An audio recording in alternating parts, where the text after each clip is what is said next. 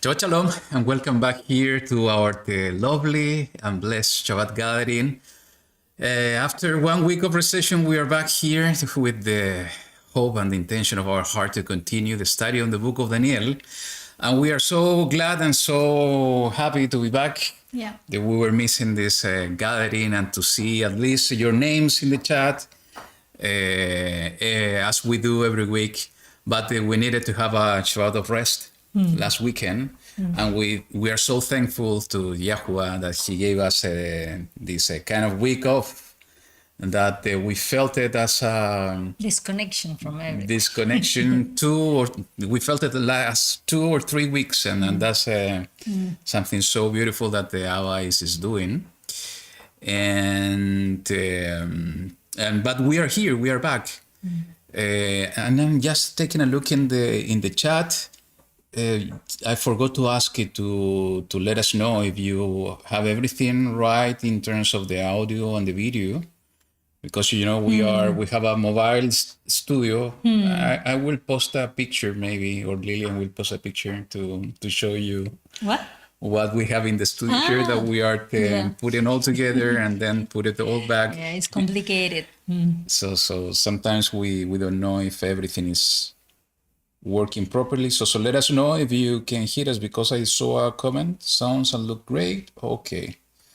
So the Corina is the one that is having an echo. Corina wants to hear us twice. Yeah, maybe. Yeah, so audio is great. Perfect.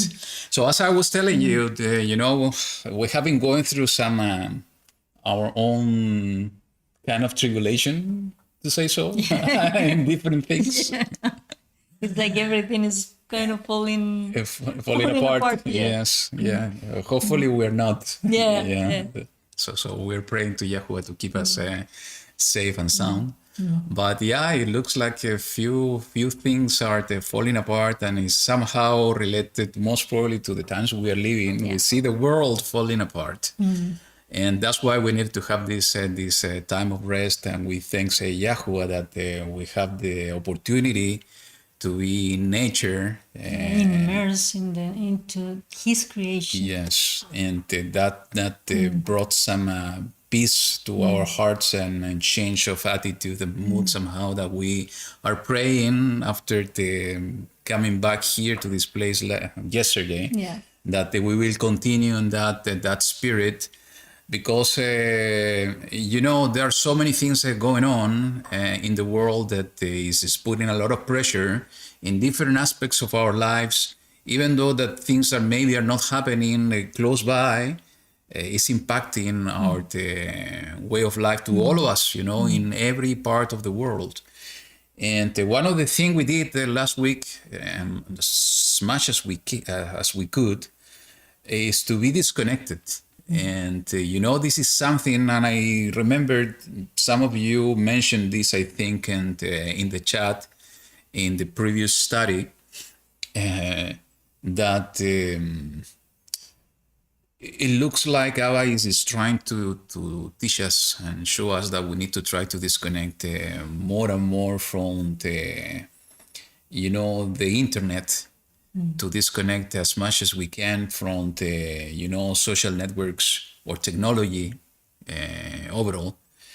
And I'm not saying that we need to disconnect completely, but we need to find the spaces. We need to be in control all the time, not the other way around, that technology is in control of us. Because that's exactly the trap that has been put over the entire population of the world in these times, that most of the people, more than 90% of the people, I would say, are being trapped by technology, and we are living a life that is not in the present moment, not through the senses and the way that YaHuWaH has created us. And every time that we are trapped on the screens, time is passing by so fast, and we are not present in the moment. We are disconnecting from creation, or from the way of life that YaHuWaH has created, and we are connecting to what I call the spider web, that is basically part of the system of the beast. And we need to act as Daniel, and we have been studying his book so far, that even though that he was in Babylon and he was participating somehow in the society of Babylon because he was a slave of that system, he was not partaking all the time, and he was separating the time in order to be with YaHuWaH and to follow the instruction of YaHuWaH and to live the life that YaHuWaH has set for the humanity. The same thing with us, we are the slaves somehow of Babylon, the modern Babylon, the Babylonian system. So we need to partake somehow and to participate, because we are part of the system. We are in slavery. We are waiting for the time when Yahushua is coming in order to take us out of that system and to bring us into the kingdom of YaHuWaH established here on earth. But in the meantime, we need to disconnect ourselves as much as we can, not allow the system of the beast or the Babylonian system to take control, especially of our spirit, of our emotions. And the only way to do that is to be in control of things, to make sure that the technology, especially technology, is so invasive, not to control ourselves. So we did that, and the experience was totally different. Actually, in some places we were forced, some days actually, we were forced to be completely disconnected, and we thanks YaHuWaH for that, because that allowed things to fly away from us, from inside of us, pressures, emotions, things like that. And he helped us with a stronger spirit. So most probably we need to do it more often. Yeah. It's incredible, because we don't realize how often we are missing all the rhythm that he has created in his in everything that he has made.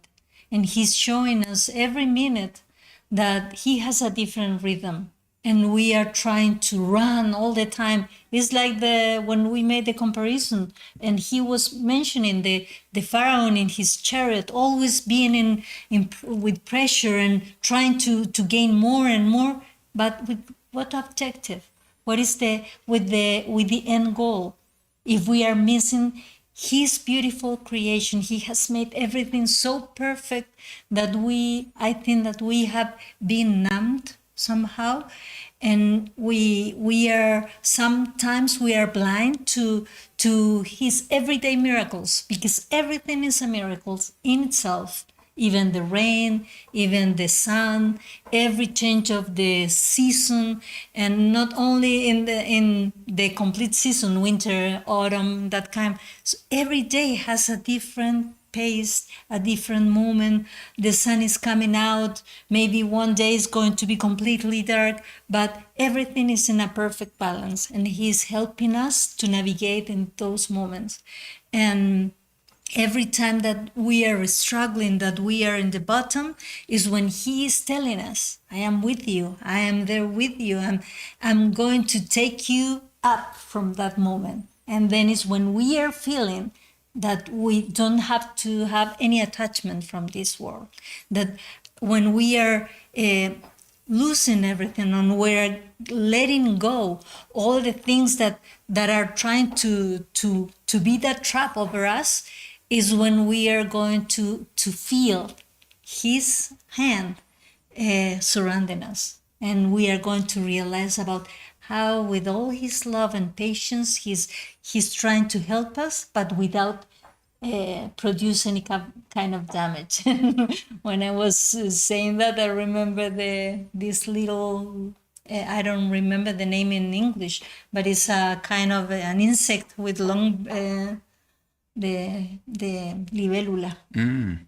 And when you see that it's struggling with something that is coming from the outside or with the environment, but she needs to do the struggle. She needs to do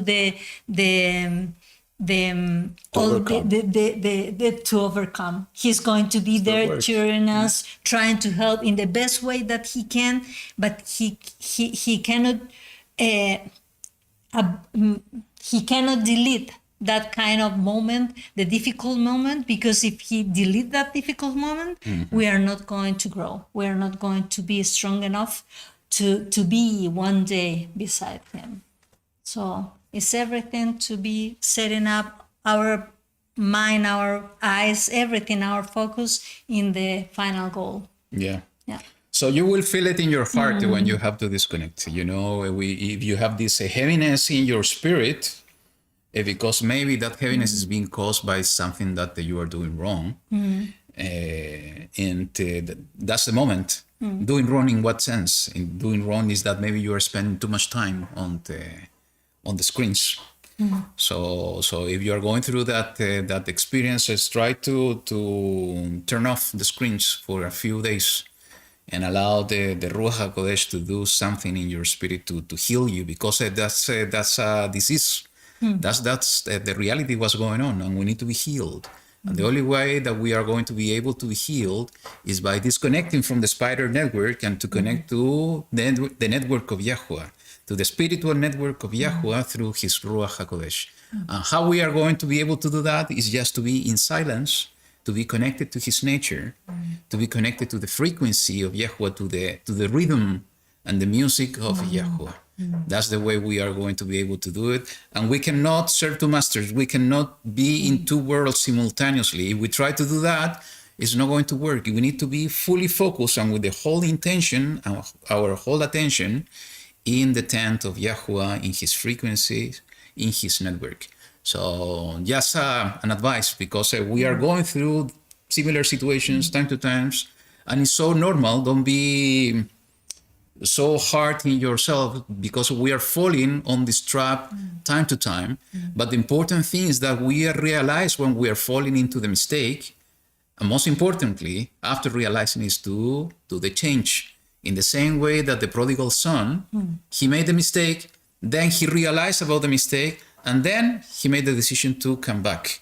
It's the same thing, and unfortunately, until we learn the lesson completely, we will need to repeat the cycle. If we are falling on the same mistake, we need to realize, we need to ask for forgiveness, and we need to make a decision and to come back. And to do it as long as we need to do and to repeat the cycle. That's the only way that we are going to be able to get rid of this trap, this delusion that the system of the beast has implemented in this world, that is impacting everyone, even to the chosen one.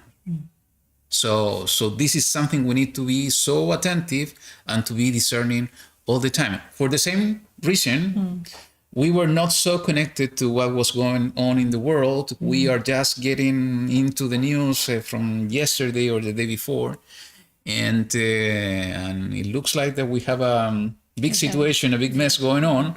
But this should not be a surprise, because we know that these things needs to happen, especially before the coming and the second coming of Yahushua to reign in this world. And we know that we are living in these times, and instead of being fearful, we should be so honored that YaHuWaH decided in his wisdom to give us life in this period of human history.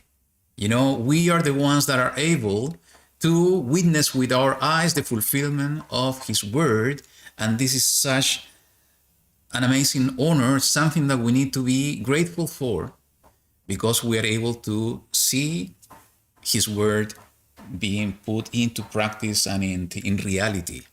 And if you look into those things that are happening with that eyes, your attitude is going to change, because you will see that YaHuWaH has chosen you for this time because of something.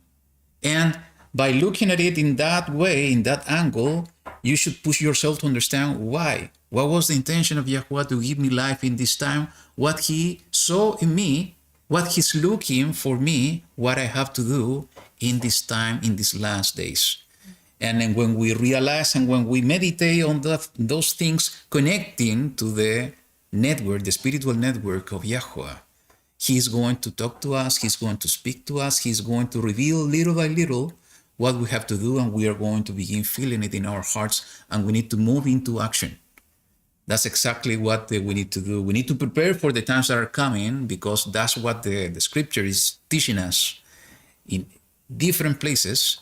But at the same time, and most importantly, we need to fulfill the mission and our purpose in the kingdom of YaHuWaH here on earth. And the most important thing is to prepare the ground, the soil, for the return of the real, the truthful, and the righteous King of this world, that is Yahushua HaMashiach. So, as I saw at the beginning in the chat, I do believe, this study in the book of Daniel is so relevant for the times we are living. We talk about in the previous portion, the chapter 7 is not an easy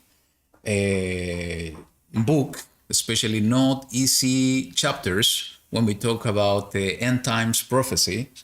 And this is not the exception. Chapter 8 is also not easy to follow, but we will do our best and we will see what the Ruach is bringing to our hearts. And most importantly, we need to see how those prophecies somehow are connected to things that have passed in human history, but most importantly, how they fit to current events in preparation for the return of Mashiach. So we are going to study chapter 8. We have decided to title this one The Little Horn. A Little Horn. And that's it. I think we should move on. Yep. Right? Okay, so let me share this song with you and then we will move forward to the portion. So here we go.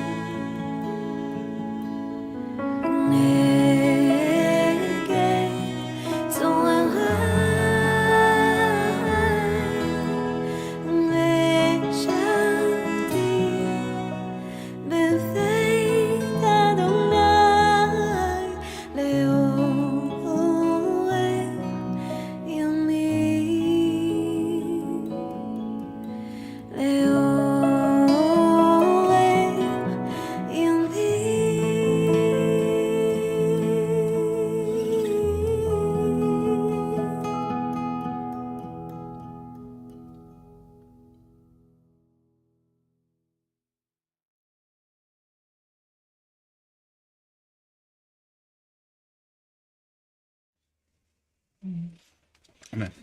Let's pray. YaHuWaH, Elohim Sebaot, we want to give thanks to you in this moment for this new Shabbat, because you have set apart this day from the very beginning, O YaHuWaH, and you have established this day as a sign between you and your people Israel.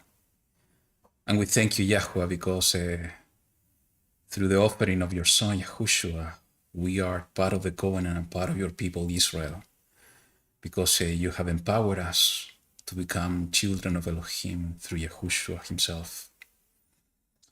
We thank you, YaHuWaH, because you are the one giving us wisdom. You are the one guiding us in your ways, giving us your discernment through your Ruach HaKodesh. And even though that we fail time to time, more than what we would like most of the time, we are so faithful. You are so faithful, YaHuWaH, that you are always there, knocking the door of our hearts, reminding us that you are beside us, reminding us that we need to connect to you, to spend time with you and not in this world, to remind us of our true identity, remind us of our decisions, to become part of your people and your covenant. For the same reason, YaHuWaH, the first thing we want to say is that we thank you with all our hearts for everything you have done for each one of us. We thank you for everything you do for us day after day. And we thank you for everything you will do for us through our life, be here in this earth and in the new world that is coming by the hand of your Son, Yahushua.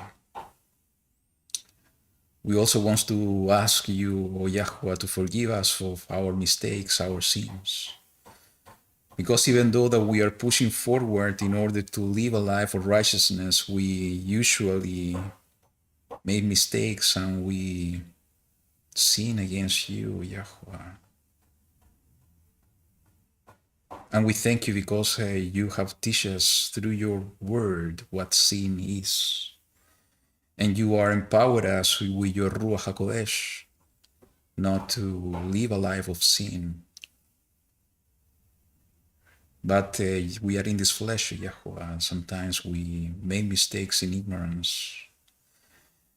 And we ask, YaHuWaH, that you can forgive us. Even those things that we do sometimes, that when we connect so much to the system of the world and we forget you, those are mistakes, O YaHuWaH, that we forget your name and your presence. Forgive us, O YaHuWaH, for those things. And continue reminding us of our true identity in you. Help us, O YaHuWaH, to continue walking in your way of righteousness, knowing, O YaHuWaH, as it is written in your word, is that if we have decided for you, we have to live a life of righteousness. And we thank you, YaHuWaH, because you are giving us the strength to do so. Because you are walking beside us.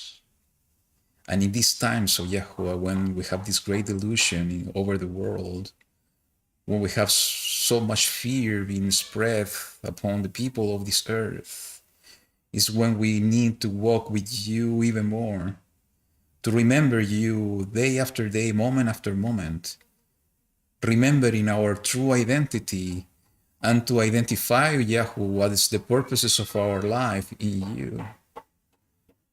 We thank you, YaHuWaH, for the honor you have give to each one of us in this generation to live in these days when we see your word being fulfilled before our own eyes. And for the same reason, we took seriously, YaHuWaH, that calling, O YaHuWaH, you have set in the heart of each one of us, this generation of your people. And we ask you, YaHuWaH, to guide our steps in these last days in order to be with the right discernment of what we have to do, what you want us to do in these times. But most importantly, YaHuWaH, to remember that we have to become a light to this world through our words and our actions, to be a reflection of your righteousness and your truth wherever we go and with whoever we interact with, YaHuWaH. Abba, give us the strength to endure until the end. Give us the discernment that is coming through your Ruach HaKodesh acting and working in each one of us. And strengthen our spirit with your belief, your emunah, O YaHuWaH, with the faith in you, our trust. Put in you that you are the one who has guided us through our entire life, and you will do so till the end, because that's your promise. We invite you, YaHuWaH, to be with us in this gathering, that no matter the distance, we can feel your presence, filling our hearts, touching our spirit, giving us wisdom and understanding to comprehend your word, O YaHuWaH, and allow your Ruach HaKodesh to speak to us and through us, and to be filled with your wisdom and the understanding that is coming from above, directly from you, YaHuWaH Sebaot. We want to tell you, YaHuWaH, that we love you with all our hearts, that our trust is in you, that we recognize you as the only true Elohim, the source of everything, that we believe in you and that we love you, and that we thank you for everything you do for us day after day. And most importantly, YaHuWaH, we want to thank you for your Son Yahushua, our Savior, our King, because he gave his life to give us an opportunity, not only to us, to the entire world through generations, those who have decided to believe in you and to become part of your people. He gave us that opportunity, O YaHuWaH.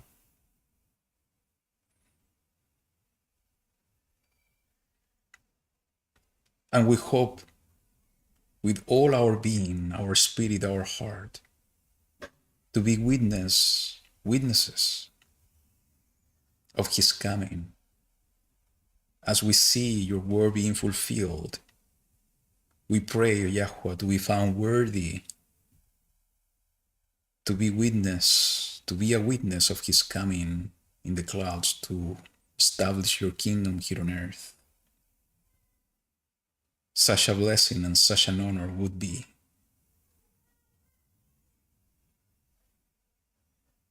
Thank you, YaHuWaH, for your presence and being with us. We want to lift up our voices to you in this moment with a humble heart, and doing it in the mighty name of your Son Yahushua, your King, your Messiah, our King and Savior. Amen. Amen. Good. Okay. So let me see that everything is okay. Everything is okay. Everything is okay. Okay. So as I said, we are going to study the chapter 8. Let me share the screen with you. And there's something I didn't do here. Just give me a second. I forgot to do something. If not, I can't. You can look further? Yeah. Yep. Just need to do this. Yes. Excellent. Okay. And I have to do it here. You know, day after day, technology seems that it's not my friend. So I forgot to do something important here, just to change the screens, but they just give me a time. Be patient with me. I'm fixing it on the fly. And here we go. Excellent.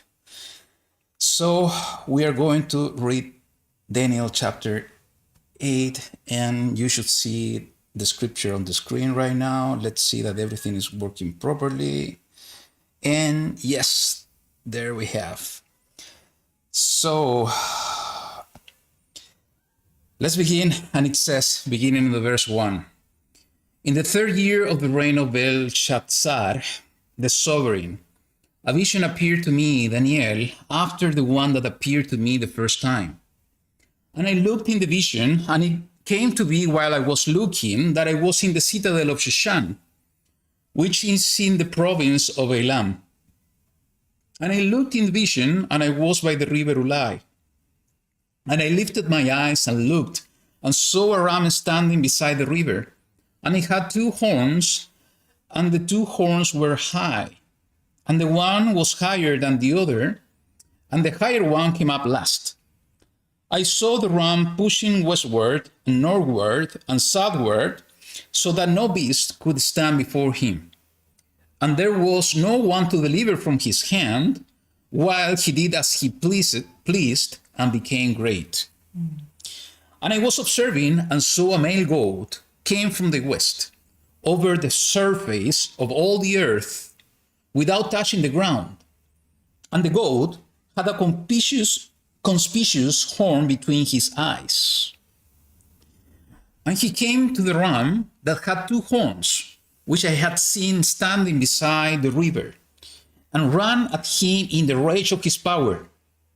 And I saw him come close to the ram, and he became embittered against him, and struck the ram, and broke his 2 horns.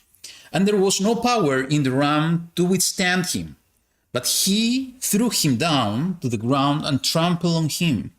And there was no one to deliver the ram from his hand.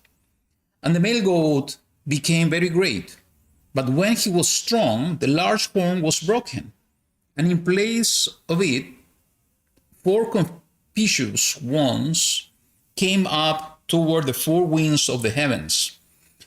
And from one of them came a little horn, which became exceedingly great toward the south, and toward the east, and toward the splendid land. And it became great up to the host of the heavens. And it caused some of the host and some of the stars to fall to the earth, and trampled them down.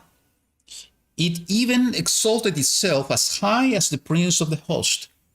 And it took that which is continual away from him, and threw down the foundation of his set-apart place. And because of transgression, an army was given over to the horn to oppose that which is continual. And it threw the truth down to the ground, and it acted and prospered. Then I heard a certain set-apart one speaking, and another set-apart one said to that certain one who was speaking, "Till when is the vision concerning that which is continual, and the transgression that lays waste to make both the set-apart place and the host to be trampled underfoot?" And he said to me, "For 2,300 nights, then that which is set apart shall be made right." Okay. And it came to be when I, Daniel, had seen the vision that I thought understanding. And see, before me stood one having the appearance of a mighty man. And I heard a man's voice between the banks of Ulai, who called and said, "Gabriel, make this man understand the vision." He then came near where I stood, and when he came, I feared, and I fell on my face, but he said to me, "Understand, son of man, for the vision is for the time of the end." And as he was speaking with me, I fell stand upon my face to the ground, but he touched me and made me stand up straight, and said, "Look, I am making known to you what shall take place in the latter time of the wrath, for at the appointed time shall be the end. The ram which you saw having 2 horns are the sovereigns of Media and Persia, and the male goat is the sovereign of Greece, and the large horn between its eyes is the first sovereign, and that it was broken, and 4 stood up in its place, are for rulership arising out of that nation, but none in its power. And in the latter time of the rule, when the transgressors have filled up their measure, a sovereign, fierce of face and skilled at intrigues, shall stand up, and his power shall be mighty, but not by his own power, and he shall destroy incredibly, and shall prosper and thrive, and destroy mighty men and the set-apart people.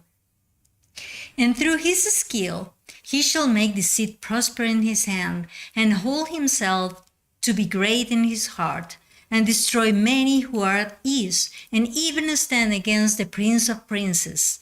Yet without hand he shall be broken. And what was said in the vision of the evening and morning is truth, and high division, for it is after many days. And I, Daniel, was stricken and became sick for days. Then I rose up and went about the sovereign's work, and I was amazed at the vision, but there was no understanding. Good. So let me go back, make sure that everything is here. Excellent. We see the chat again. And good. So, I'm exactly as Daniel. You're At the end, at the end. it says, I am amazed at the vision, but there is no understanding. Yeah, And you feel the same? he received the explanation and everything, but how is that we are going to relate that? Because somehow we have been explained, or we have received something from what happened before. Mm-hmm. But how it's going to be this related to the end times is kind of difficult. That's true. Because we want to identify who is whom. Can you imagine, Daniel, he was a wise one, he was used in so many ways, and he received this mighty vision, and he had no understanding. What is left for us? Having understanding is a complicated thing, but the understanding is coming from above. And, we have something that Daniel didn't have at that time, is that we know somehow what has happened in history. And somehow how this prophecy could be related to historical facts that already has happened. But I think even though that the general interpretation of this prophecy is connected to the Greek Empire and Alexander the Great, those are the historical facts that we can talk about. And how somehow is connected to this prophecy. There's something that for me is stand out from what is written, and I think especially is the answer that Daniel received. And I think if I don't remember wrong, it's in the verse 17 when the Malach Gabriel answered. Following the instructions from this other man, saying, give him understanding. And the first thing he said, he then came near where I stood. And when he came, I feared and I fell on my face. But he said to me, understand, son of man, for the vision is for the time of the end. Mm-hmm. So even though that, the general interpretation of this prophecy is connected to Alexander the Great and, the successor of the Greek Empire, that was the 4 generals, we know that wasn't the end. That happened thousands of years ago. And we're still here. There's a mosquito here. I don't know. This is part of the beast.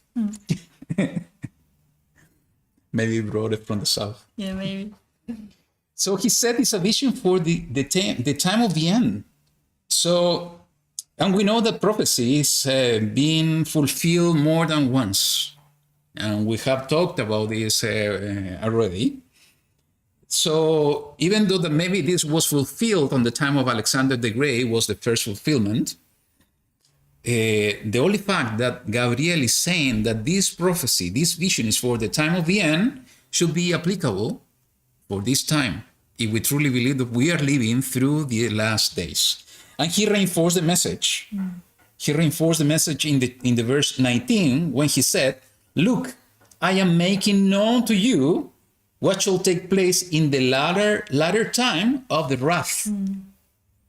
For at the appointed time shall be the end." So he's talking about in reference to the latter time of the wrath.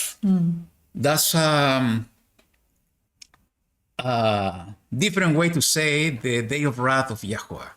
And we know that the day of wrath of YaHuWaH is coming at the end. So we cannot deny, just with these two statements of Gabriel to Daniel, the one who received the vision, that this prophecy, this vision on the chapter 8, is a prophecy that needs to be fulfilled, maybe in a different way that was fulfilled by Antiochus Epiphanes, Alexander the Great, and the Greek Empire, but it needs to be fulfilled in our days. And it looks like that we are living in those days where this prophecy is being fulfilled somehow. The only thing that we need to understand is how the different components and the different symbols or symbolism in this vision connect to the real things that are happening in our days. And this is so important because a vision in this case is a vision during night. It's like a dream. I don't know if he said during the night. But a vision is similar to a dream that not necessarily has a direct interpretation as, real things that are happening in our time being awake. They are coming with different symbolisms. In the same way that we see the book of Revelation that have different symbols, we need to understand what they mean. We were discussing in the previous portion in the chapter 7 that he saw this first vision of 4 beasts.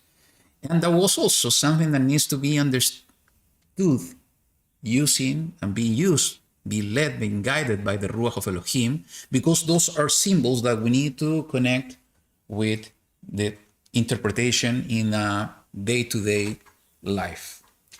So having said that, the general interpretation is that, this ram represents, and it is written, the kings of Media and Persia. That was one of the empires, it was the empire that defeated the Babylon Empire, and we talk about that during the chapter 2 of the same book of Daniel. And we know that the history tells us that who defeated the Persian Empire was Alexander the Great. And he was the king of Greece, representing the goat. That's why, the first horn, the big one in the between the eyes of the goat, somehow is being understood that this represents Alexander the Great. And when Alexander the Great of the horn was broken, Alexander the Great died, he didn't have any direct descendant. So he divided the kingdom, or the kingdom of Greece was divided between the 4 generals that were part of reporting to Alexander the Great. And out of one of those kingdoms, the Seleucid kingdom that was part of the Greek Empire, a little horn came up. And this little horn was in the life of Antiochus Epiphanes, who, as we were reading in the book of Maccabees, was the one desecrating the temple, was the one imposing, Greek philosophy and Greek culture and Greek religion over the Jewish people of that time. That caused basically, the Maccabean revolt that we read in this book. And he was the one also desecrating the entire temple, taking all the treasury of the temple and offering swine blood on the altar. So that was basically the abomination of desolation that somehow was the first fulfillment. But here we see an additional clue, because even Mashiach was speaking about the abomination of desolation hundreds of years later, saying that this was going to be fulfilled once again. So that's an additional clue to understand that even though that the first fulfillment, one of the fulfillment was through Antiochus Epiphanes for the abomination of desolation that we will read in the coming chapters in the book of Daniel as well. the entire prophecy, even though that was fulfilled back then, we need to remember, Gabriel said it's for the end times. It's for the time of the wrath. So somehow all the components are going to be seen once again before the return of Mashiach. Something you want to say before we continue? Well, when I was thinking about the ram and the goat, what caught my attention is the position that they have, because one was coming from the west and the other was coming from the east somehow. And so I think that has a lot to say about how we can identify maybe the animals, or how we can look for them right now, what is happening right now in the world. So for instance, where we can look for the today media in Persia. So Yeah. So let's do that. I think maybe we should go verse by verse. I have few notes here that I was taking, few things that I would like to ask. Again, we don't know what the interpretation. We began saying that we are like Daniel at the end of the chapter, that we have no understanding, but we rely on the Ruach of Elohim to guide us on what we can receive. And again, we can be right, we can be wrong, but we are going to share what we have in our hearts. And there are few polemic things that I will mention, but I will try to be delicate on how to say it. But I think it's important when we speak freely in these times in order to, that's the only way that we are going to be able to put the puzzle together and to understand, to receive the revelation and the discernment of the Ruach of Elohim. So it says that it was in the third year of the reign of Belshazzar. He said, a vision appeared to me, Daniel, after the one that appeared to me the first time. So I found this so relevant, so interesting, because of two things. First, is Daniel himself the one remembering the first vision? And for me, this is not a coincidence. I think this is being done in purpose.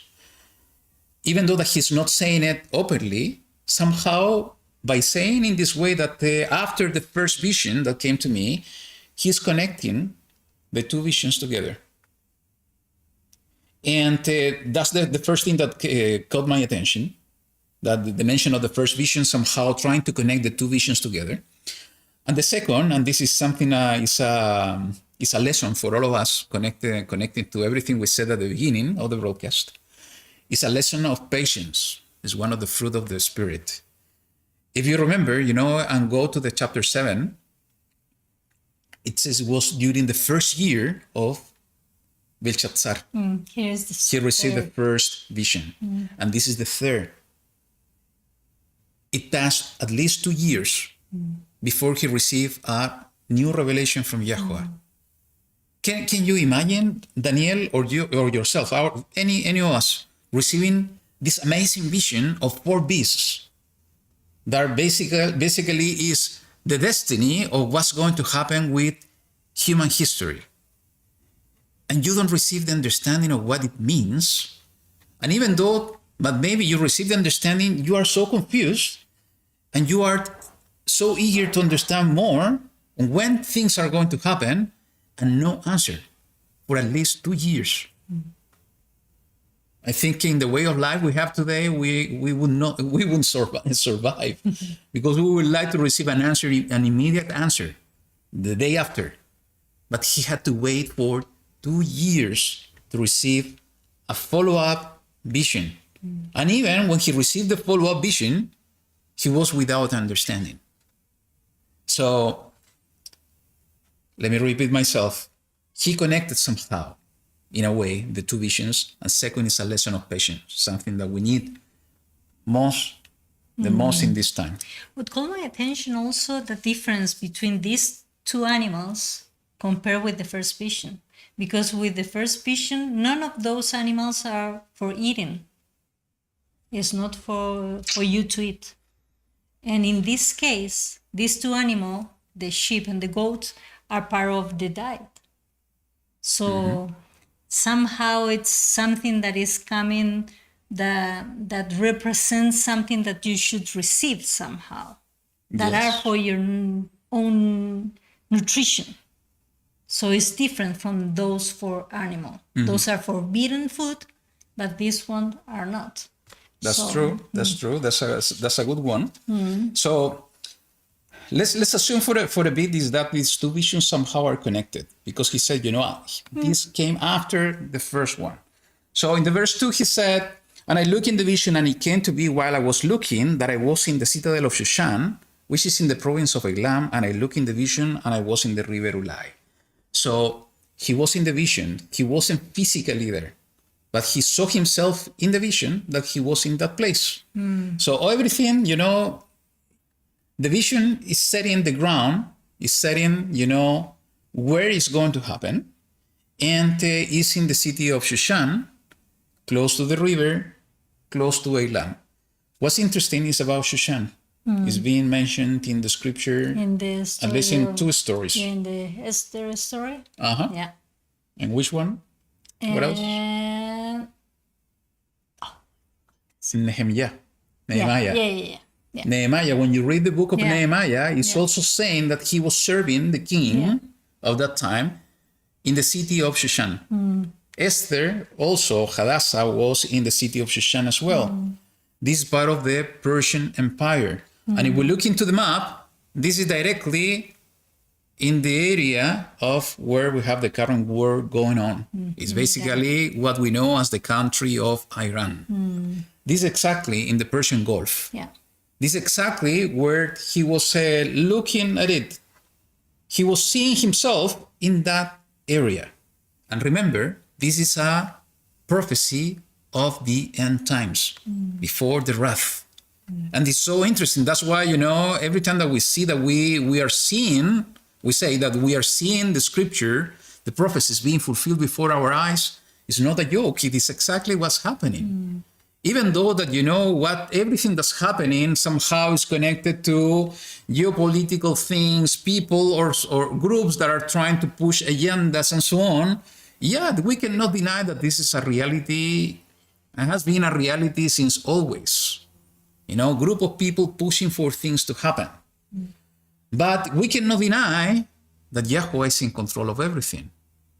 Even though that maybe things that are happening in our days are being pushed by interests of certain group of people, we cannot deny that YaHuWaH somehow is allowing this to happen. So, and we don't think in this way, we are taking the power and the authority of YaHuWaH because we are denying somehow that he is in control if we think otherwise. So he's the one allowing those group of people or those interests to appear in order for his word to be fulfilled. So once again, is he in the Middle East exactly where it's happening? So it's in the city of Shushan. Just a little detail, but I think that is interesting because when I was looking for the name meaning, Shushan means lily, is the flower, and that flower has a shape of a trumpet. So it's interesting that has that shape, and it means or represent rejoice or exaltation. So it's kind of something interesting. So he saw himself in the vision in that region, in that area. It's exactly where we see the situation that's happening in our days going on. And he said, I lifted my eyes and looked and saw a ram standing beside the river, and it had two horns, and the two horns were high, and the one was higher than the other, and the higher one came up last. I saw the ram pushing westward and northward and southward so that no beast could stand before him, and there was no one to deliver from his hand, while he did as he pleased and became great. So, What? he sees an animal. And again, somehow he's connecting, or he's saying he's remembering the previous vision. The previous vision also, he saw animals. The animals represent somehow the kingdom. And he see the two horns. What is a horn? Well, this is bones somehow, and is the purpose that it has is it can help them to fight, to being protected against some attacks, and also maybe in the case that they need to move something around, I think. But in the case of the rams, the strange thing is that usually it's on the back, is like round, is not toward in front of you, it's not in front of the animal, it's like on reverse. So It's a mosquito. yeah. And the funny thing is that usually I think that is for moving bushes and things like that, considering that the ram or the sheep are usually between in valleys, things like that, eating grass, is not against major dangers. Or maybe, well, if an animal is going to attack them, yes, they're going to use it because it's really strong. But I don't know what else it could be. It's different from a goat. The goat is the one that is living in the mountains, in rocky places, jumping all the day. But usually sheep are more easy one. Yeah. So why I was asking you about what is a horn, and I think what you mentioned is so important, and you made it graphically. That's good, because first we need to understand the horn is not the beast. The horn is part of the beast, and the horn is coming from the head. Yeah. And the animal can use the horn first to defend itself. And it can use the horn to push for things, to even, if they want to till the ground somehow, they can do it with the horn. But mostly it's a weapon to defend in an attack, in a fight. They're going to use the horn to fight back. So it's basically representing the power of the beast. And usually they use it because they are like this flock. They are the male predominant on that flock, is like the owner of that flock. And if somebody else wants to take over that position, he's going to use that kind of power to defend the property or all the sovereignty over his flock. So that usually is how. So understanding the difference, that the horn is not the system, is part of the system, is part of the beast. The beast is the system, is the empire, is the kingdom. The defense. Is basically representing power. The power for defense is representing the power because it's coming from the head, and the head usually is basically is the central part of the entire body. In a way. In a way. So basically the entire ram represents that area, the empire or the system of that area, with two horns, basically powers that are connected to this empire. And one of the power was higher than the other. That's why this is being understood always as, the Medes and the Persian, because there are two different powers that joined together and became the empire of the Medes and Persian Empire. But understanding this an end-time prophecy, how this can be applied to the current events, Iran is interesting. It's having it's a kind of dual power. They are a theocracy and a republic. So theocracy is based in religion with the supreme leader. And the other part is a republic, like any other democratic nation that is political, voting and electing their people. Leaders. But it's a kind of it's a phase, because in reality the other one is the one that is having more power. The power, and the final decisions are being made by the supreme leader, and the supreme leader is in charge of the military power. And actually, it's interesting because even they have two armed forces. Yeah.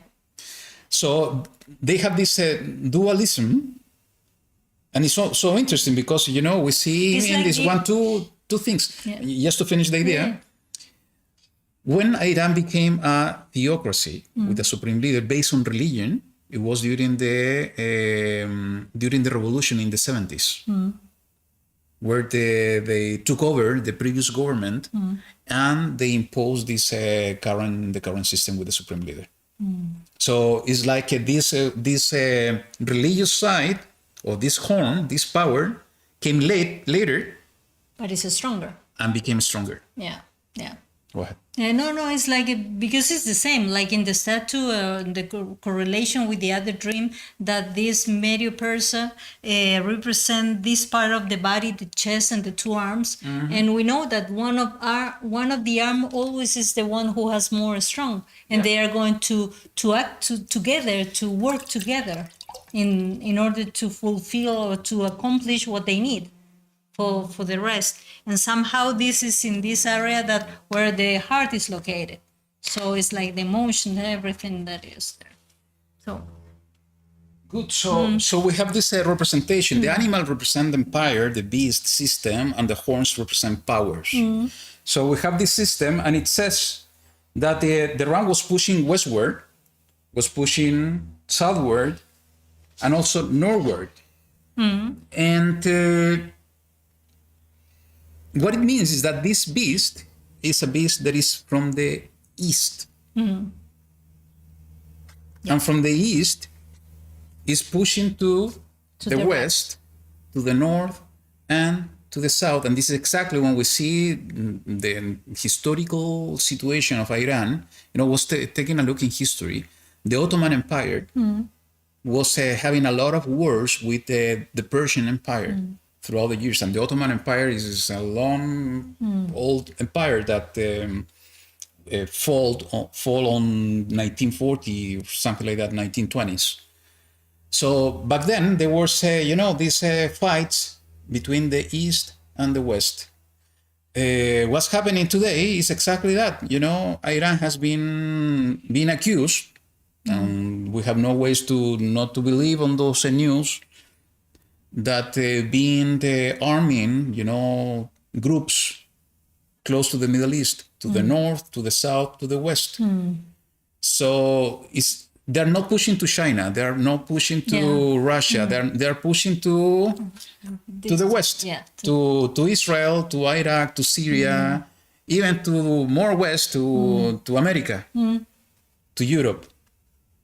And also to the south and to the north. So somehow we see this also happening, fulfillment of that part of the prophecy. It could be also through the immigration.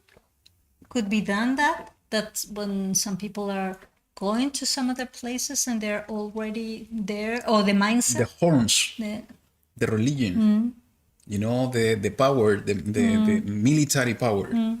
If we remember, the horns are to attack. Yeah. It could be the military power as well, and the mindset in this case connected with the religion. Okay, that's the way I see it. So we see this also happening, and somehow fulfillment of what is written here in the verse 5. It says, "And I was observing and saw a male goat came from the west over the surface of all the earth without touching the ground, and the goat had a conspicuous horn between his eyes." So, following up the vision, he saw a second animal. A goat. And again, an animal and the horn. The horn is not the animal, it's part of the animal, it's representing power. But the animal is basically the system. It's a different system. And the interesting thing is coming from the west. And so it's basically west and east fighting together. And without touching the earth. So what are the main characteristics? Is basically it's coming from the west. It's not touching the ground. What it means? Flies. Maybe it's when it was understood that this was Alexander the Great. It is known. Could be by water. It could be by water. It is known that that empire, the army, the Greek army was moving that fast that nobody understood how they were doing it. They were saying that they were flying. Yes. It was so that was the understanding of the fulfillment of this part of the prophecy. But, not touching the ground, it could mean that that can be done, only in this modern days with the airplanes. With airplanes. And you know, the whole debate of what's happening today in this world is that there's no being ground invasion, though that everybody believes that it's going to happen. We don't know. Everything is being done through air, not touching the ground. So the West Empire coming, and I'm not putting any name, is the West coming, not touching the ground, to the East, in order to defeat the East. Yeah. Okay? And the second thing that I have my notes here that you already mentioned. It's interesting that we're talking about two animals that are being mentioned in the scripture. It's a ram and a goat. Both of them are being used on the sacrifices. And I was doing a quick research. The goat usually was used for sin offering. Actually, the most important is during Yom Kippur. The sin offering in Yom Kippur with the two goats. The one of them was for Azazel and the other one for the sin of the people. Yeah. Pesach was a different. It could be a goat or a lamb. Yeah. Yes, it's for the sin offering. Okay, and the ram, at least what I could find, and I remember, the ram was used always, not for sin offering, for ascending offering, and also was used for the ordination of Aaron. Yeah. When he was ordained as a priest. Yeah, high priest. So one of the interesting stories, and I don't know, I do believe it could be connected, but I don't see it how yet, is what happened during the story of Abraham and Yitzhak. When Abraham was led to offer Yitzhak as an ascending offering. And he was stopped by the messenger, and what he found was a ram. And it was, caught by the horns in the bush. Yeah. And he took the ram and offered the ram instead of Yitzhak as an ascending offering. So it could be related, as a defeating the ram that wasn't trampled by the horns, and to offer it up to YaHuWaH as an ascending offering. But the goat representing sin offering. I think there's something there. That's why, this symbolism of these two animals that somehow connected to offerings to YaHuWaH, but also at the same time representing a fight between West and East, a fight that has been happening throughout centuries and millennia. Yeah. And this is something that I told Lillian a few weeks ago, that is really interesting. When we think in the dream of Nebuchadnezzar, and we see this entire statue representing human history with the different empires, we see basically that the political center of power has been moving from west to east. Somehow, at the beginning was Babylonian, Mede, and Persia was in the control in the East, Middle East, and then it moved to Greece, then it moved to Rome, and then it moved to Britain, then it moved to the United States. Where is today? So it's moving, from the East to Europe, to the West, and even to the further West. And everybody, in our modern history has been talking about, this fight between West and East, and it's somehow representing the two legs of what is understood as the Roman Empire, the West and the East. And here we see somehow, again, the West, represented by the goat, coming in order to fight and defeat the East, represented by the ram. It was interesting because it was like the rising of the sun. It was in the same direction, so it was like the complete day. Correct. So the other point that I have here is that when it's saying about this goat, it says that he has a conspicuous horn between his eyes. So it's notorious. So What else? What else is in the word that is going to be between the eyes? The mark. The mark. The mark of the beast is going to be between the eyes. Is there a connection over there? I do believe so. You know, what else needs to be in the front head between the eyes is the commandments, is the mark of YaHuWaH. So I think it's something representing, and this gold being a sin offering, and with this horn that is representing strength or power, being here somehow is connected also with what is the mark? What's the power? The decisions. And the decisions, yep. What else?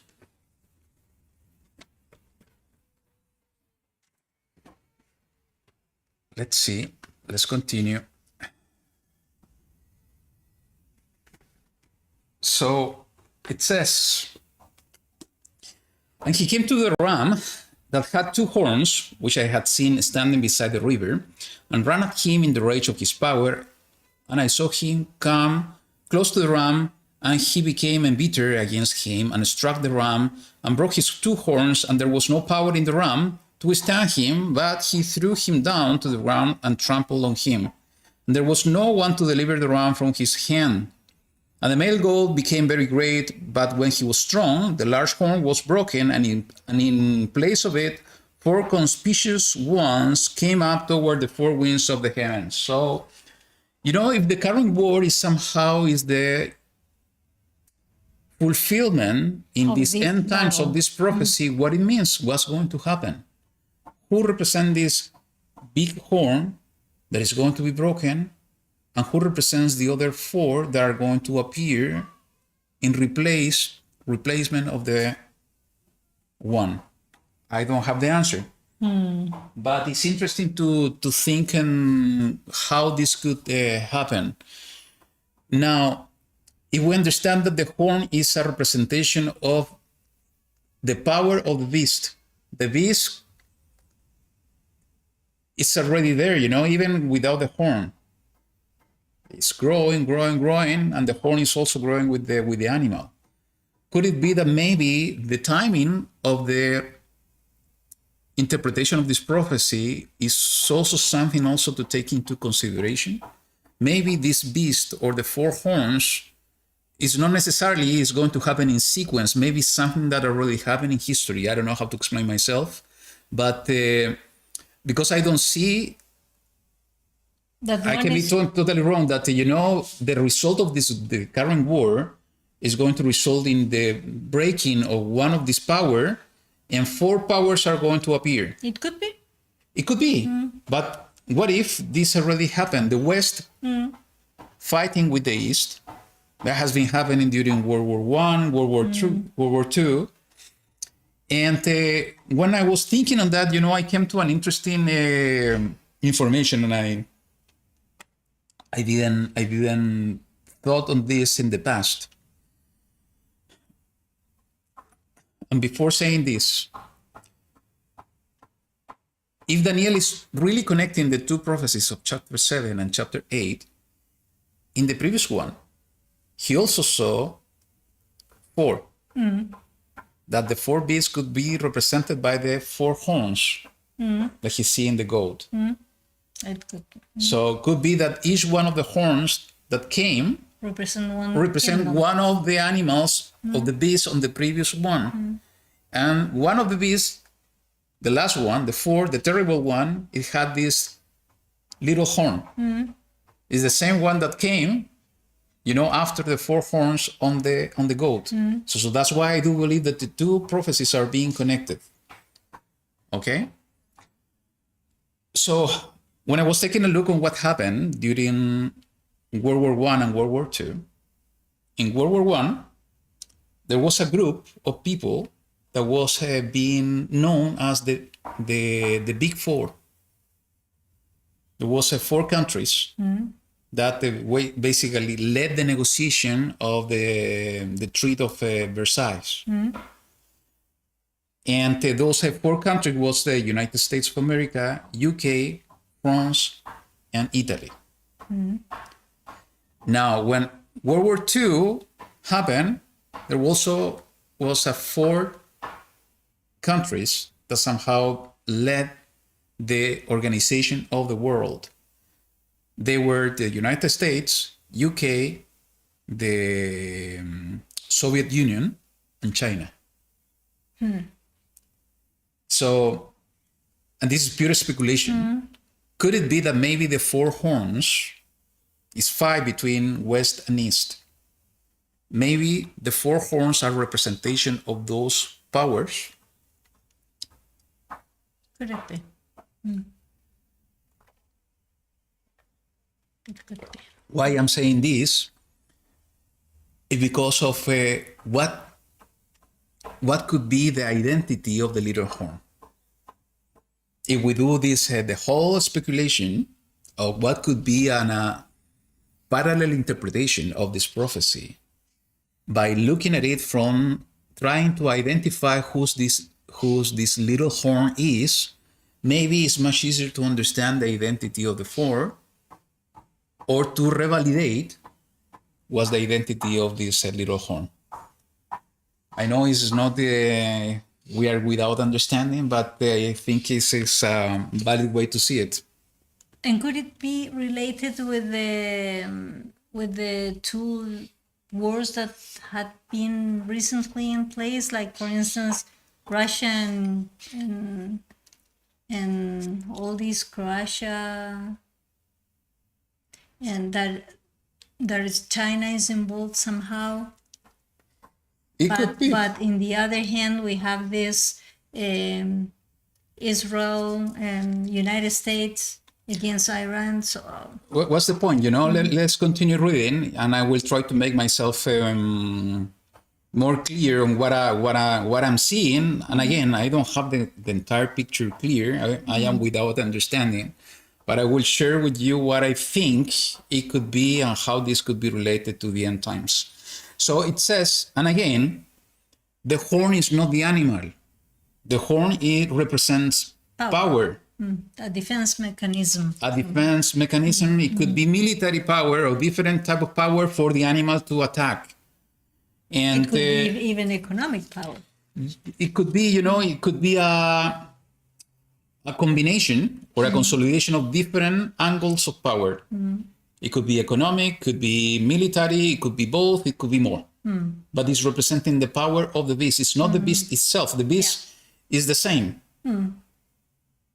But the power is being Divided. translated or moved from horn to horn.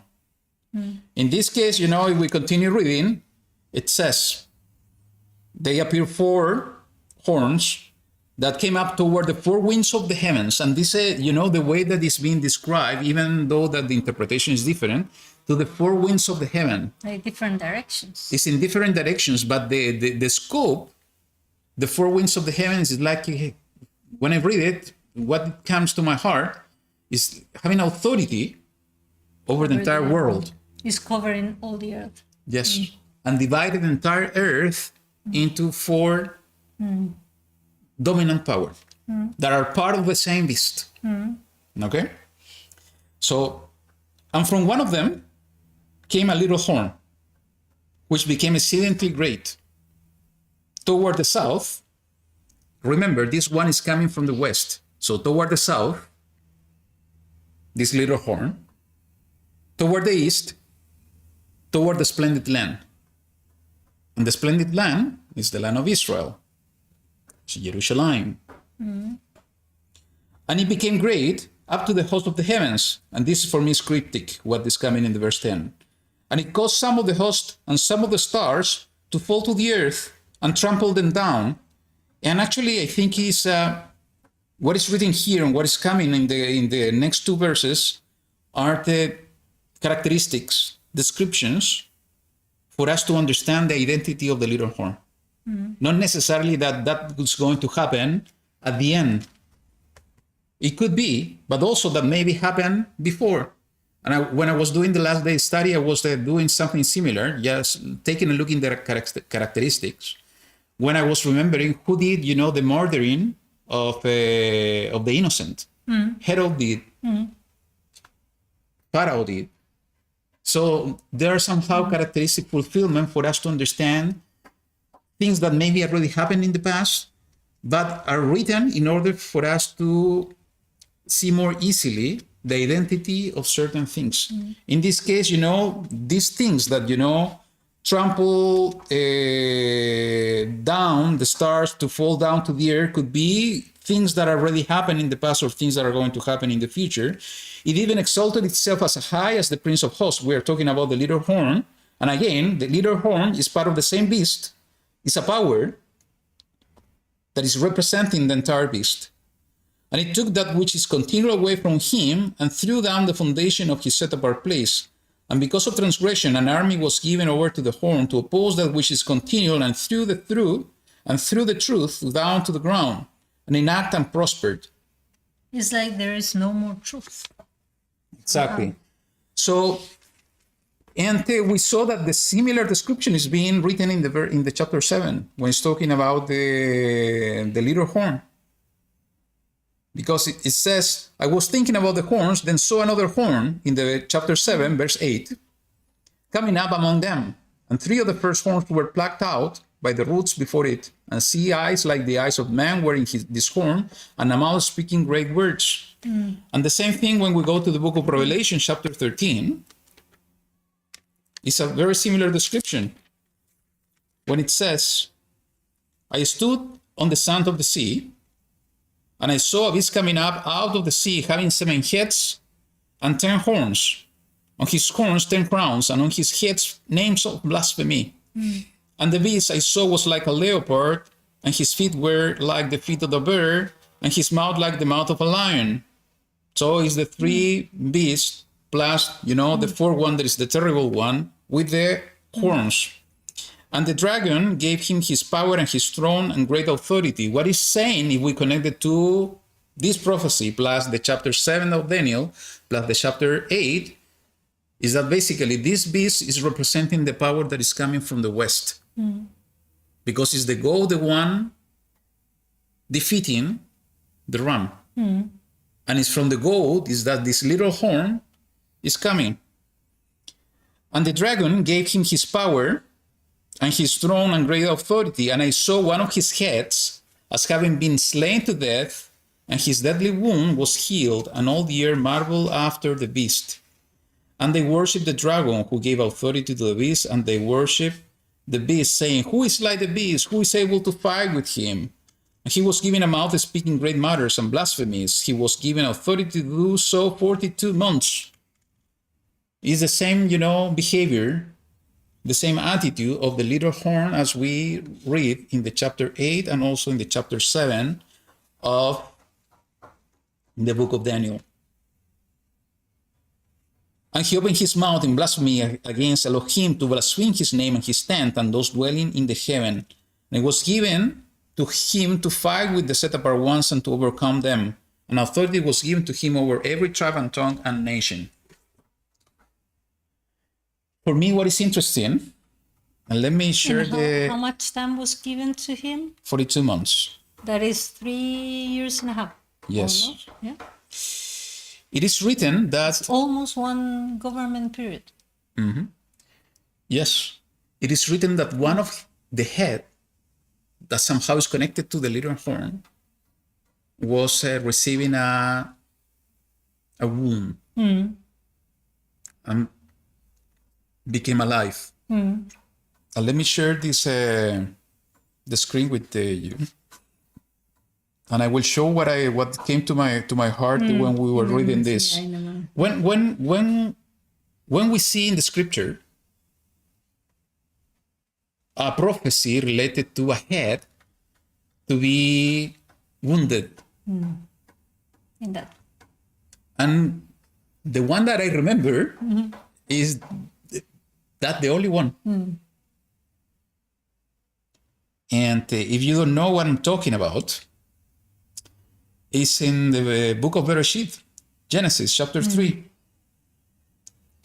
So when Hawa or Eve took the fruit of the tree of the knowledge of good and evil, and YaHuWaH knew about this, he came and put a curse upon all of them, as it is written in the verse 14 and 15. It says, and YaHuWaH Elohim said to the Nachash, because you have done this, you are cursed more than all livestock, and more than every beast of the field. On your belly you are to go, and eat dust all the day of your life. And I put enmity between you and the woman, and between your seed and her seed. He shall crush your head, and you shall crush his heel. And as you can see here, it is written in the footnote, this is the first promise of the Messiah.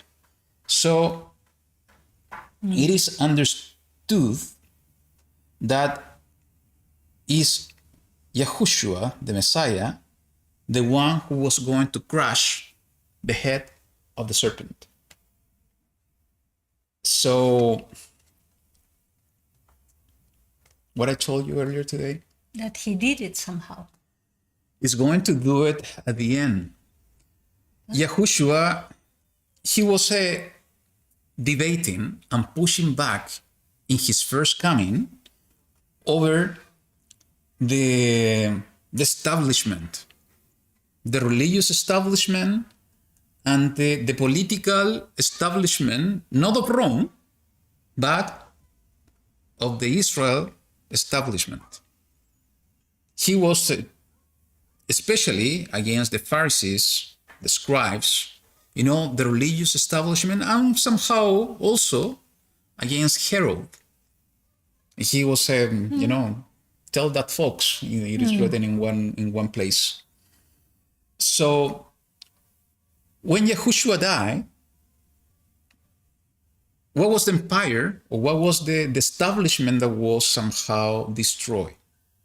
Not immediately, but a few years later.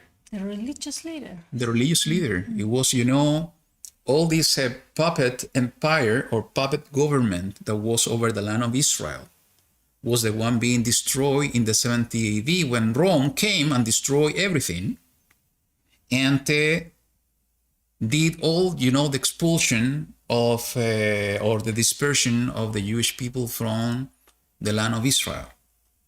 So could it be that he was crushing one head? And what happened during our modern history? That everybody was so surprised in the 1948 that the state of Israel became alive. Something that was totally lost and crashed. The entire world was so stunned that Israel became alive once again after 70 AD. So could it be that the identity, and I need to prepare more facts and more information to share this with you, but this is what I have been feeling for a while, and this because we have been talking for months already about this. Could it be that this little horn is a representation of the current state of Israel? And before continuing, I want to make myself clear about what's my position on this. Is that we need to make a differentiation between the people and the political movement, okay? Because I do believe that what happened in 1948 is the fulfillment of different prophecies. Is the fig tree being blossom once again. Is basically the tribe of Judah coming to the land, appearing once again, because we cannot deny, maybe not all of them, but most of them are coming from the tribe of Judah. It's part of the fulfillment of different prophecies, because when Messiah comes, he's going to put the two sticks together.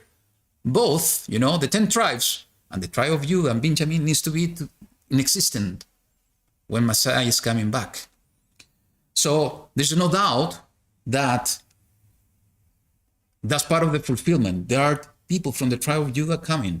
But it's a different, totally different thing when we talk about the state of Israel. Could it be that maybe this little horn, and I have, another way to see it, but we need to go into the chapter 17 of the book of Revelation. But I think in order to explain this in a much better way, a more clear way, I need to prepare it in a different way, just to walk you through in the different places. Just to reinforce the idea of what I'm telling you, that could it be that the state of Israel as a political entity is the fulfillment of the little horn? I think it is. I think it is. It's part of the same Western animal, the goat, that somehow came from 4 horns. That's why, when I was telling you a minute ago, could it be that these 4 horns that came from the World War I or World War II were the one that were given the power for the creation of this political entity that is being used in order to have the power, political power, financial power, in order to go against the Ram. And that's why there is this scripture that is telling about those Jews that are saying that they are, but they are not. Yes. So, especially in that case. So if we continue reading, it says, and let me reinforce the idea with few things that are here. It says that this little horn, and before that, let me put a parenthesis.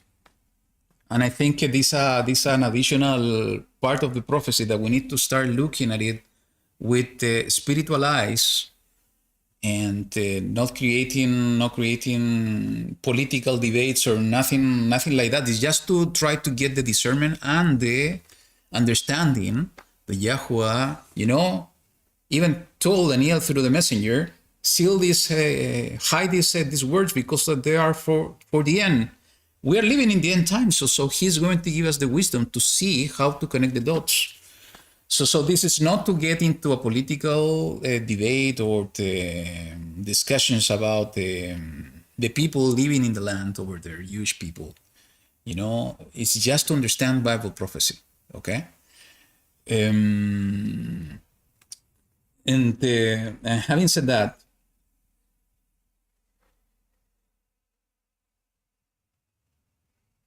it says that it's even exalted itself as high as the prince of the host, this little horn. The religious establishment of the Pharisees, they were against Messiah. They were the one accusing Messiah of blaspheming. Even today, what was the inheritance of the Pharisees is the rabbinic Judaism. They don't believe in Yahushua as the Messiah. And actually, they treat him in harsh words. And we have seen so many examples. So even when we look at it from that angle, somehow it's connected to what is written here. And it took that which is continual away from him and threw down the foundation of his set-apart place. Okay, what's the foundation of the set-apart place? Is the cornerstone. Who is the cornerstone? Yahushua. And who delivered Yahushua to be killed? Themselves. The establishment of the political and religious establishment of that time. So for me, it's like history. It's cyclical, is being repeated once again with a different flavor. The same thing that happened, and I think I mentioned this to Camila when we visited her last time. For me, it looks like that when Yahushua is coming back in the second time, the scenario that he will find in the earth is going to be similar to what he found in his first coming. And let me give you an example of that. When he came to the world, there was a huge empire dominating the known world. That was Rome. And in Israel, there was a puppet king, was the King Herod, that somehow was didn't have any autonomy, but he was empowered by Rome to lead the area of the known Israel. And also had the different religious sects, believing in different things. Today, we have a very similar situation. You know, the dominant empire we have in the world, even though that maybe in the East they don't want to believe it in that way, is the United States of America. And somehow the connection that we have with Israel is very close, and somehow is a huge dependency. And I would say it's even more different or tricky than what happened in the past. Let's remember how Herod came to power back then. It's because, you know, after the Maccabean revolt, and we can read all of this in the Maccabees, in the book of Maccabees, the Maccabees looked for help of Rome in order to defeat Antiochus Epiphanes somehow. And, you know, that began a lot of controversy and many things. Kind of protection somehow. Yes, that even, you know, the position of the high priest was changed to a political decision. So a lot of intrigue, a lot of, you know, many bad things. The same thing we see happening today. You know, between, like, you know, this puppet current situation that somehow depend on the other countries. And also this being connected with religion and different type of religion sects. And it's interesting that it says that through the truth down on the ground, and what we can see now, when a lot of truth needs to be, I don't know, openly and be public, somehow is being hidden. And today in a way that is incredible. And it has been in the past, but today a lot of truth is being completely hidden in different aspects of different kind of news. So if we think about what happened time ago with this issue about the health, now what is going to happen with the energy? Now what is happening with all the kids or children that they were trafficking? So a lot of things that are being hidden, and is a kind of I don't know, it's like everybody wants to know the truth, but somehow they are covering it. Yeah. So I think it's important. Now, what we see here on the vision about the times, this is something that I really don't understand, because, you know, the question in the verse 13, it says, "Till when is the vision concerning that which is continual, and the transgression that lays waste, to make bold the set apart place and the host to be trampled underfoot?" And the answer is for 2,300 even in the mornings. Even in the mornings, yes. Then that which is set apart shall be made right. So basically what it's saying is that after these 2,300, it's like, you know, the restoration will happen. So how to count those dates? I don't know. You know, an interesting fact, and I did the exercise a few weeks ago, that the first attack, and let me say something before. I'm not saying that this is the interpretation of the 2,300 days, because I don't know what's the interpretation, but it's an interesting fact. That's why I'm sharing it. The first time that there was an important attack on the Iran establishment was on the January 3rd, 2020. And that was the moment when this general of the armed forces of Iran, the General Soleimani, was killed.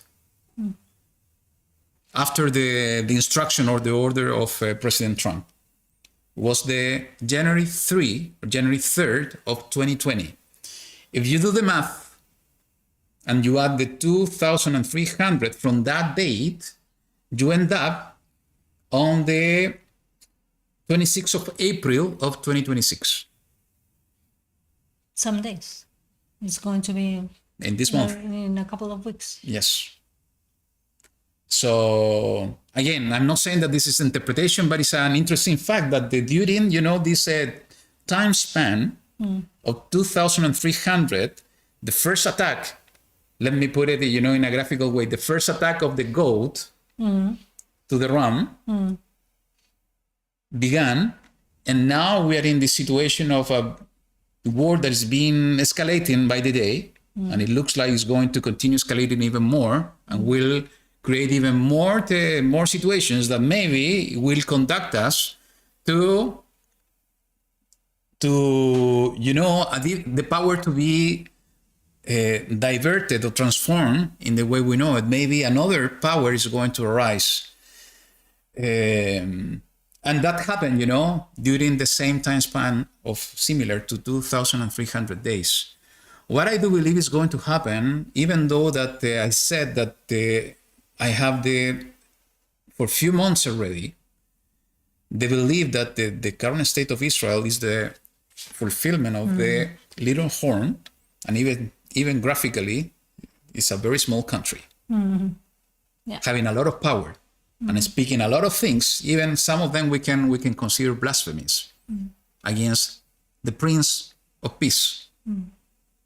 Okay, even some of them blasphemies against the Elohim. No, and then you can make this correlation that at the beginning I told you that maybe it looks like very strange about the verse 10, that is saying that they are, how it is called, and it says, and it became great up to the host of the heavens, and it caused some of the hosts and some of the stars to fall to the earth and trample them down. And it's when they are always talking about their Iron Dome, how they're using it, that they are who has the power to dominate, to protect, and they are destroying the attacks. And if you see them with your eyes, it looks like the stars are falling.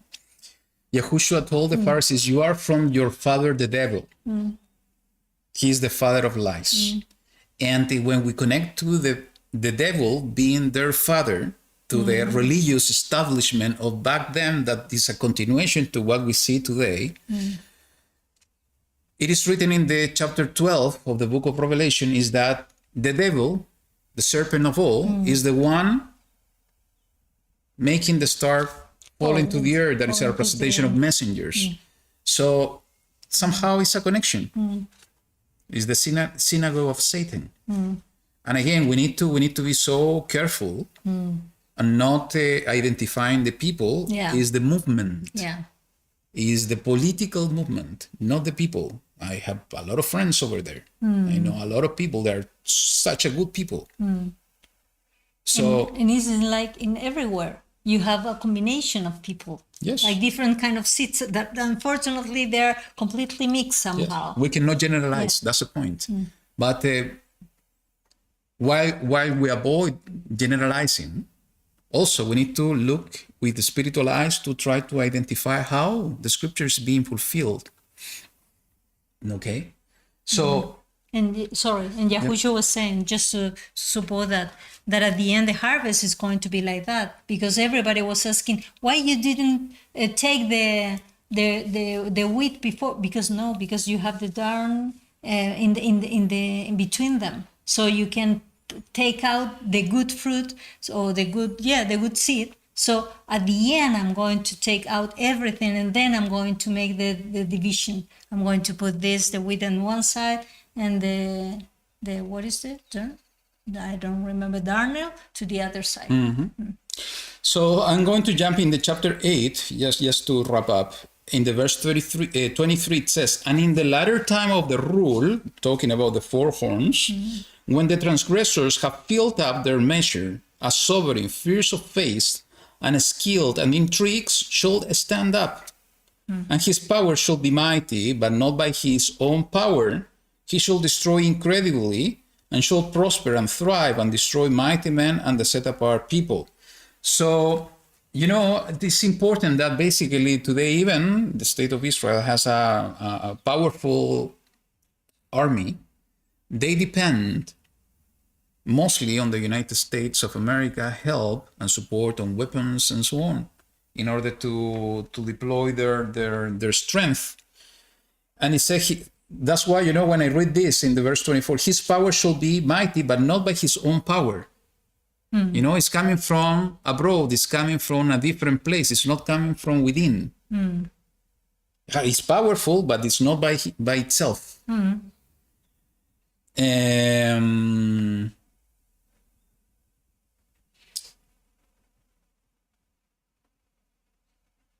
He shall destroy incredibly and shall prosper and thrive and destroy mighty men and set apart people. And though his skill, he shall make deceit prosper in his hand and hold himself to be great in his heart and destroy many who are at ease. And even stand against the prince of princes, yet without hand he shall be broken.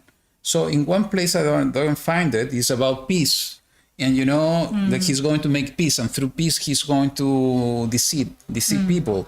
And this is exactly, the whole narrative that we are listening for a while already is, we are doing this for peace. Peace through strength. And this is exactly what we see written over here. What is my interpretation? I will share it, just to not to go into too much more details. Is that even though I do believe maybe the little horn is being represented by the state of Israel, the horn or the state, that doesn't mean that a person will appear ruling that state. And, with everything that's happening in the world today, and especially what's happening in the Gaza Strip, we know that they want to create a different type of techno-state over there. Could it be that maybe the power is going to be transferred in the world geopolitical scenario to that place on the Gaza Strip that is going to be governed? And it's so interesting that everybody is being connected. UK, USA, other countries in the Middle East, and even technological companies, in order to put the power in that piece of land. So maybe the power of the world is going to be transferred over there, and that doesn't mean, that maybe a person, a president, is going to appear that is going to rule from that place. I do believe that could happen. So one thing is the fulfillment in terms of the state or the power in a way to say it, in a system, in a country. And another way that this fulfillment is going to happen is with a person ruling that system. And that why I'm saying this, because when it's written here in the verse 25, that even this little horn, even stand against the prince of princes, yet without hand he shall be broken. For me, this is another way to say that this horn, with this person in charge of this system, is going to be alive at the moment of the second coming of Mashiach. Because he is going to be the one, as it is written in the chapter 16, and also in the chapter 19 of the book of Revelation, is going to be the one that is going to lead the armies in the battle of Har Megiddo, that are going to fight together, being led by him. They are going to fight against the Prince of Peace, that is YaHuWaH, who is coming in the clouds. So that's why, that's an additional reinforcement in my heart that this prophecy, as Gabriel told Daniel, is for the end times. That is going to be fulfilled in the end times. And we need to take a look at the facts of the first fulfillment in Antiochus Epiphanes to see how part of them are going to be manifested once again in our days. And I think we are seeing it with our own eyes. That's why, this horn is going to be cut, be broken without hand. It's exactly as we saw in the dream of Nebuchadnezzar, when this stone cut without hand is coming from the heaven and destroying the entire statue. Is once again, so that dream plus the 4 beasts plus these 2 beasts somehow for me is assuming of the same fulfillment. Is the first the statue, then the 4 beasts. Is assuming of the last empire, the Roman Empire, maybe the continuation of the Roman Empire through history in the last days. And this one is an additional zoom in to understand how the West and the East are fighting together in order to create, and also part of it is to create this little horn that could be, that's what I feel in my heart, the state of Israel, and maybe somehow the power is going to be transferred in these last days to that place, this piece of land. And I do believe that this is exactly what they are trying to do. Are they going to succeed soon or later? Most probably they are going to succeed if we believe that this is the right interpretation based on what is written in the Word. When it's going to happen, this is something we don't know. That we need to be attentive. What we know is that, and I do believe you feel it in your heart, that we are living in these days. It could happen tomorrow, it could happen next year, it could happen in a couple of years, maybe, but it's going to happen soon. So I do believe that little by little, YaHuWaH will give us the understanding. He's going to unhide the words that they were hidden as part of the instruction to Daniel, so we are going to be able to see clearly about what's happening. And again, the message is that no, we don't need to generalize. We are here to be a beacon of light in this world. So the first thing is just to understand, to receive the understanding of how to see these prophecies, the discernment, not to fight, not to argue, unless we see that we are being led to do so by the Ruach of Elohim. But the most importantly, by having the light, is to share the light with others. So people that are being lost to receive the light of the salvation that is coming from Yahushua. People that are in fear, that not to be in fear anymore, understanding that this needs to happen, and this is the way out. This is the salvation. The salvation is in the way of YaHuWaH, in the way of righteousness. So if we put focus in the prophecies, again, is with the intention of understanding the days and the days we are living, the last days and the prophecies and the fulfillment. But for our own, actions of preparation, but most importantly, to share the light with others.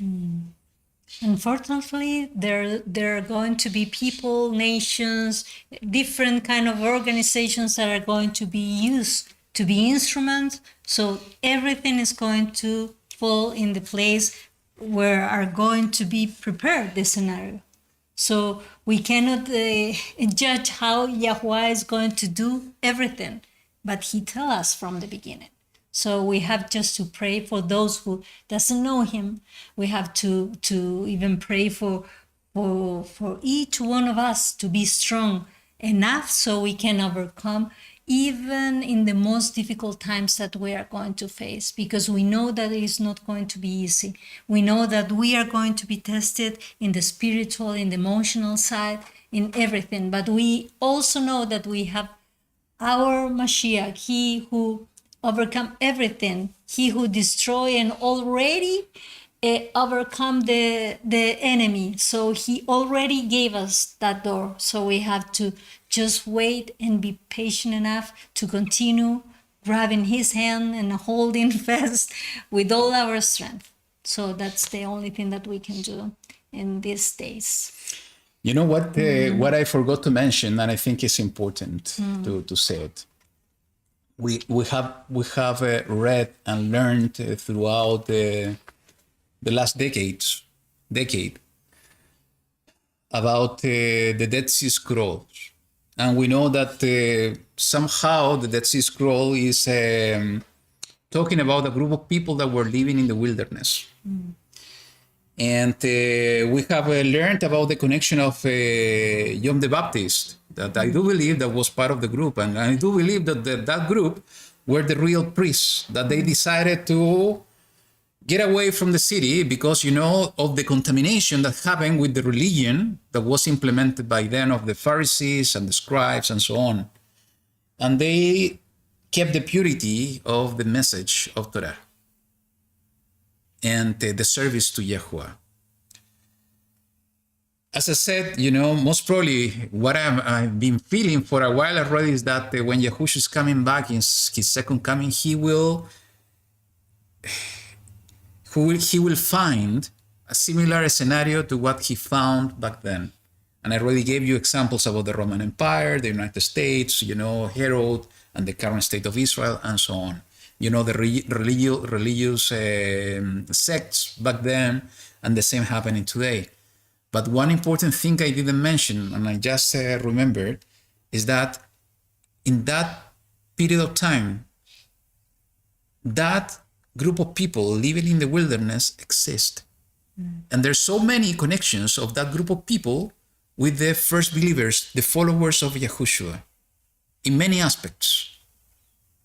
We need to be like them. We need to be like those in the wilderness.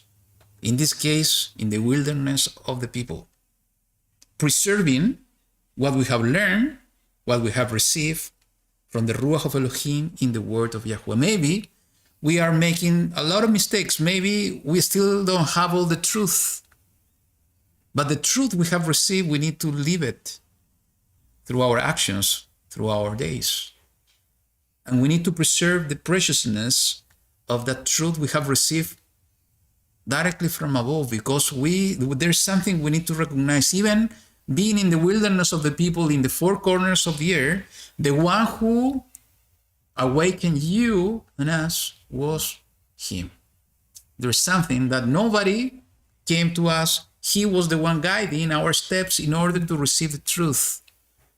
So, in the same way that YaHuWaH, when he came, saw that group of people,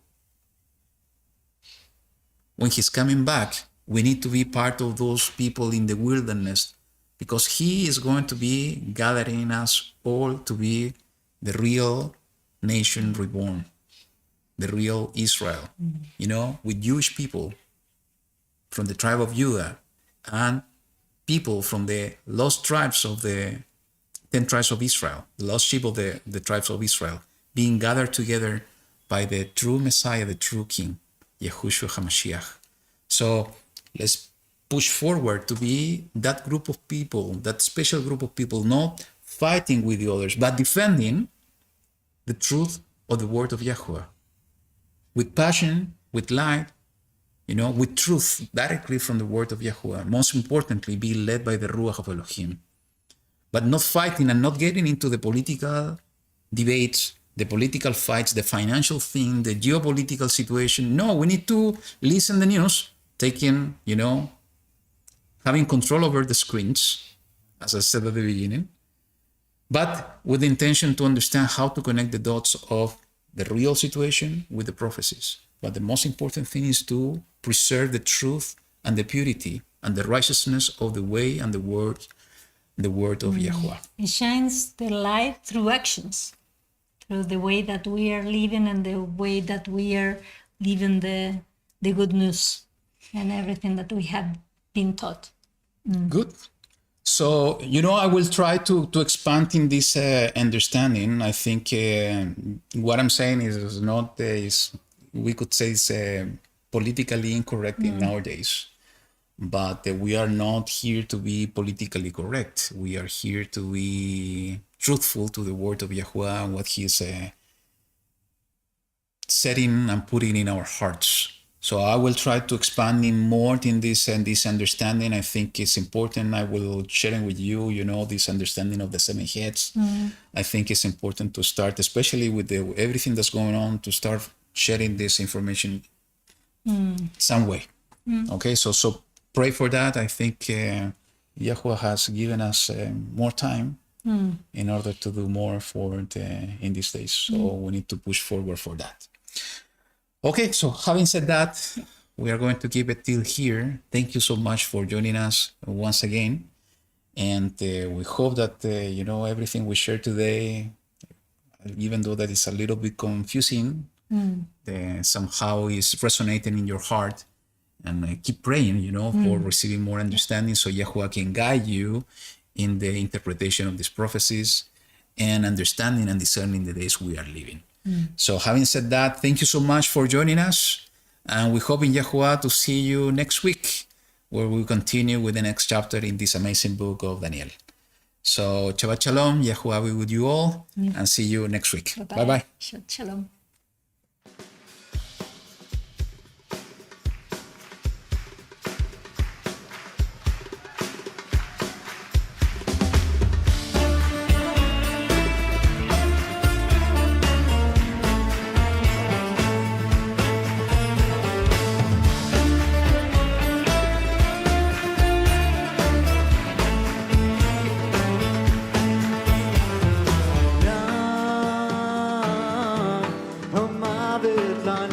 נצח